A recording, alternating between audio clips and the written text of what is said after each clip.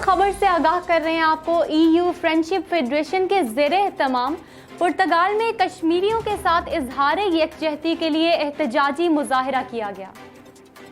एहतजाजी मुजाहिरा पुर्तगाल में Indian embassy के बाहर किया गया, जिसमें मुजाहिरीन की बड़ी तादाद ने शिरकत की। इसी हवाले से देखते हैं ये रिपोर्ट। EU फ्रेंडशिप फेडरेशन के ज़ेरे एहतमाम पुर्तगाल में कश्मीरियों के साथ इजहार यकजहती के लिए एहतजाजी मुजाहिरा किया गया। एहतजाजी मुजाहिरा पुर्तगाल में इंडियन एम्बेसी के बाहर किया गया। मुजाहिरीन ने हाथों में कश्मीरी परचम थाम रखे थे। तहरीक आज़ादी कश्मीर पुर्तगाल के सदर राजा हुसनैन का कहना था कि पाकिस्तानी अवाम अपने कश्मीरी बहन भाइयों का दर्द रखती है और कश्मीर की फतह तक ये जद्दोजहद जारी रहेगी। इन्होंने कहा, मुजाहिरीन की बड़ी तादाद ने मुजाहरे में शामिल होकर नाक़दीन के मुंह बंद कर दिए।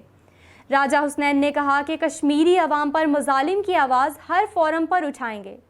पाकिस्तानी अवाम कश्मीरी बहन भाइयों के साथ खड़ी है और तहरीक आज़ादी कश्मीर अपनी जद्दोजहद को जारी रखेगी जब तक कश्मीरी अवाम को हक़ खुदारादियत नहीं मिल जाता।